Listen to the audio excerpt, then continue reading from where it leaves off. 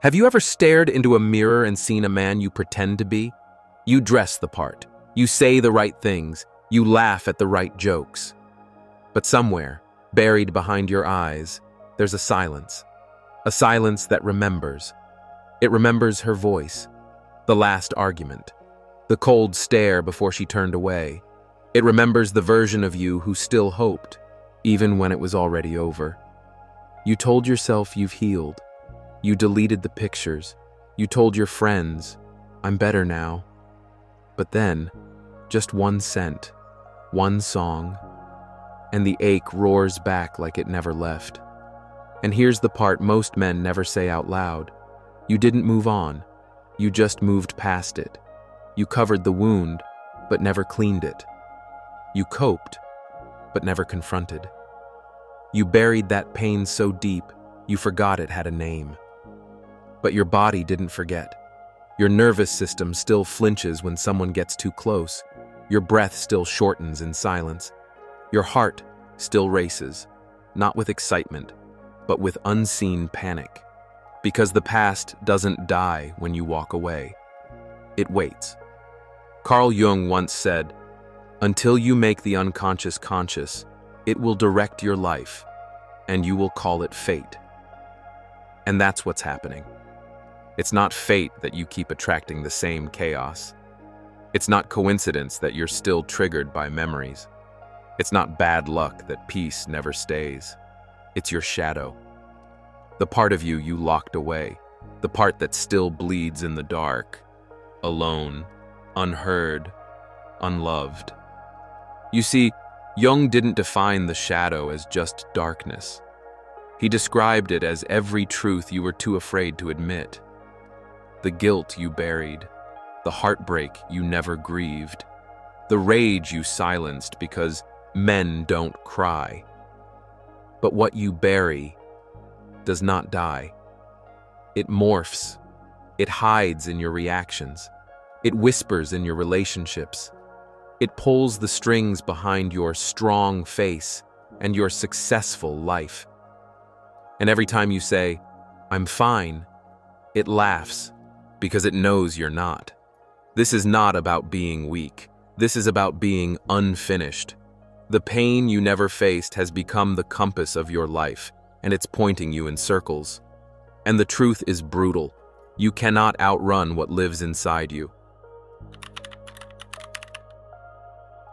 You called it healing, the gym sessions, the side hustles, the hustle culture, the constant grind to become better, harder, unbreakable.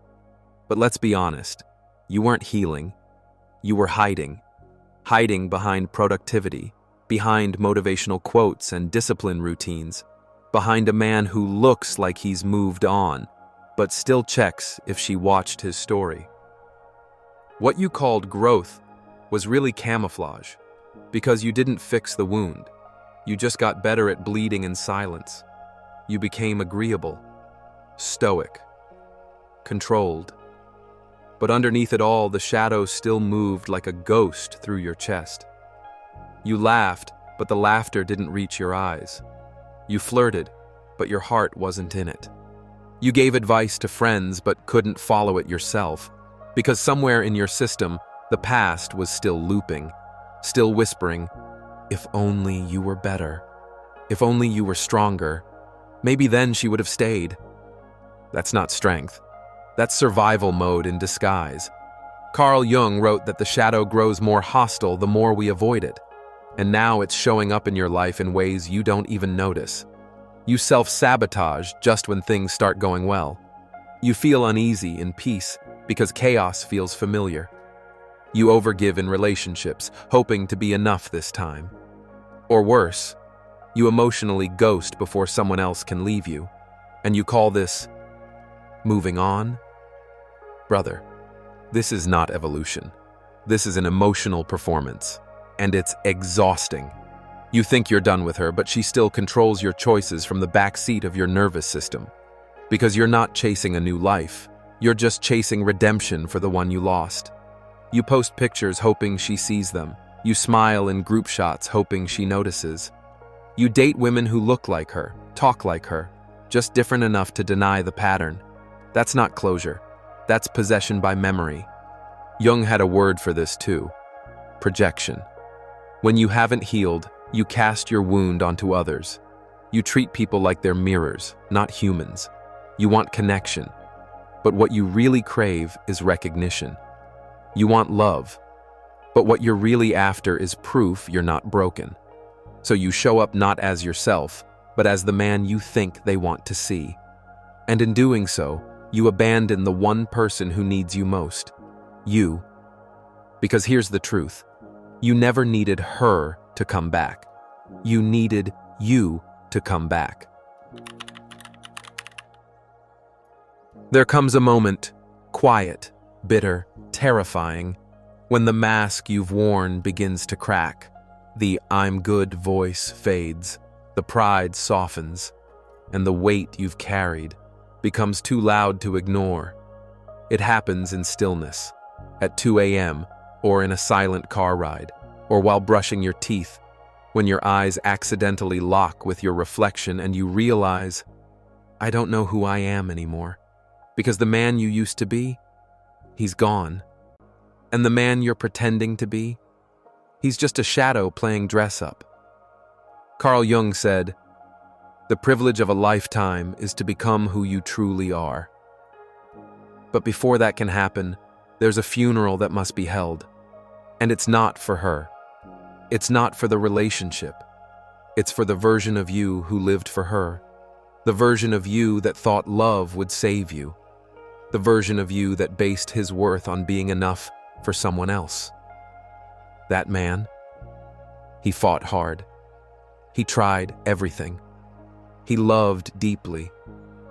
But he died the moment she left. And here's the part no one teaches you. You can't heal by resurrecting a ghost. You can't reclaim your old self and expect peace to follow. You can't tape together an ego that shattered and call that growth.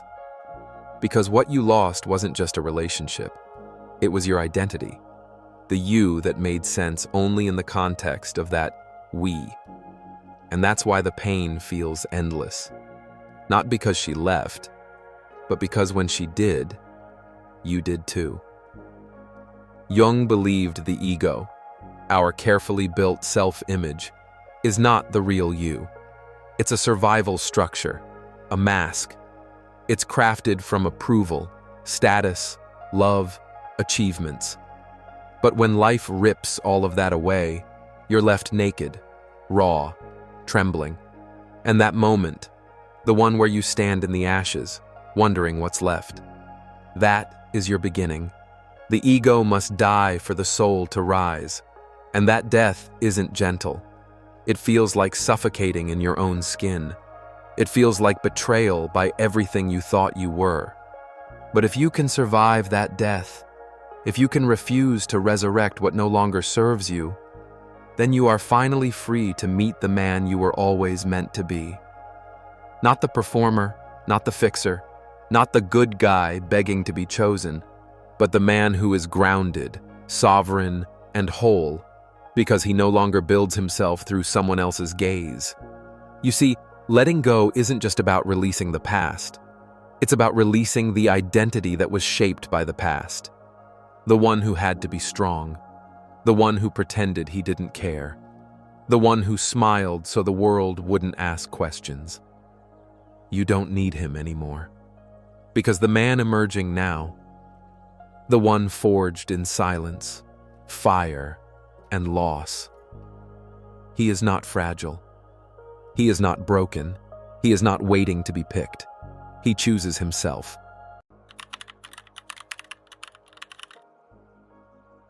You've faced the wreckage. You've watched your ego burn. And now, here you are, standing in the silence that follows death. But this silence, it isn't empty. It's sacred. Because this is the beginning of what Carl Jung called individuation, the painful, magnificent, unavoidable journey of becoming whole. Not polished, not perfect, whole. See, most men think healing is about becoming better, more disciplined, more successful, more alpha. But the truth is, healing isn't about adding more to yourself. It's about turning inward and saying, I see you. I see the parts I tried to reject. The boy who begged to be loved. The man who screamed in silence. The angry one. The guilty one. The lonely one. You don't defeat those parts by ignoring them. You become powerful when you integrate them. You become a force when you say, I am all of this, and none of it controls me anymore. Because every time you buried your rage, it grew roots in your chest. Every time you lied and said, I'm over her, you poured cement over a wound that still bled underneath. And now, you're digging. You're pulling out memories like shards of glass, shaking, unsure, scared. But here's the miracle.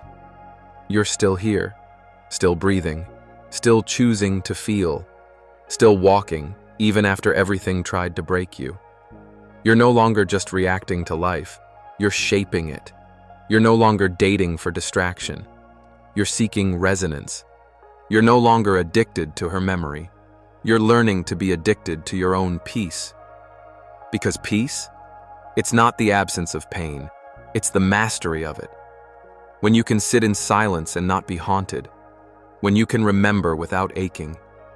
When you can love again, not to replace, but to expand.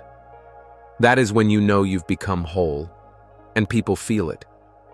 They sense the stillness in you, the gravity, the quiet confidence of a man who's seen the storm and walked out with his soul intact. That's why your presence now carries weight. Not because you say the right things, but because you no longer have anything to prove. You're not chasing validation. You're not performing strength. You're not hiding behind the, I'm fine. Because you're not fine. You're free. You've faced your shadow. You've invited it in. You've stopped asking, why did this happen to me? And started asking, what is this trying to make of me? That's the shift. That's when the pain becomes a teacher. The memory becomes medicine. The past becomes the path. You've walked through the fire. You didn't run. You didn't numb.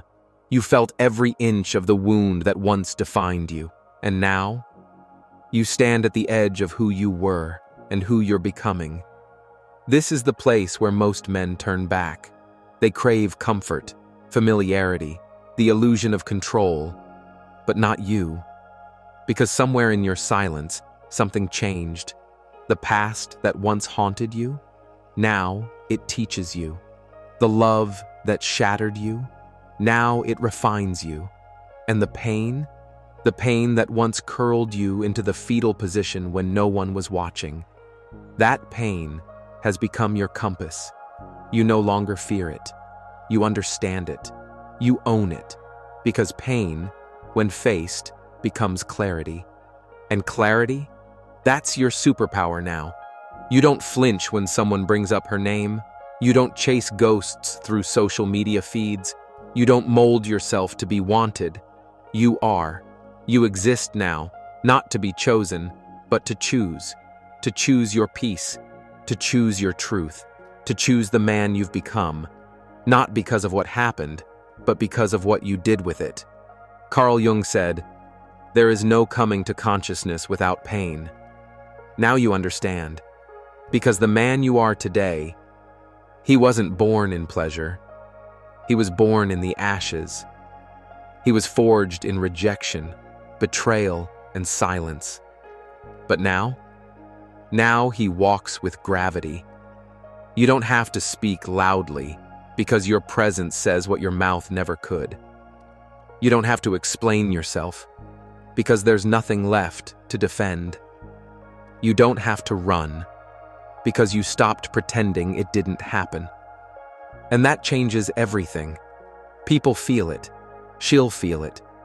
Not in what you say, but in what you no longer have to say. In the calm behind your eyes, in the grounded way you listen, in the stillness that says, I've seen hell, and I made a home there.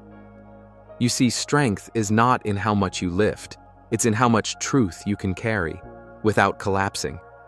And now, you carry your truth like armor, not heavy, not shameful, but royal.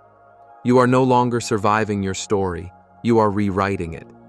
So when the world looks at you and wonders, what changed? You won't answer with words. Your presence will say it all. The shadow that once controlled you, now it walks with you.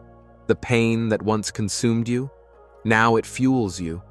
And the love you lost, it no longer defines you, because you define you now. So stand tall, own your scars. They are not signs of weakness, they are symbols of transformation. You didn't just let go of the past, you became the man who no longer needs to, because he knows who he is.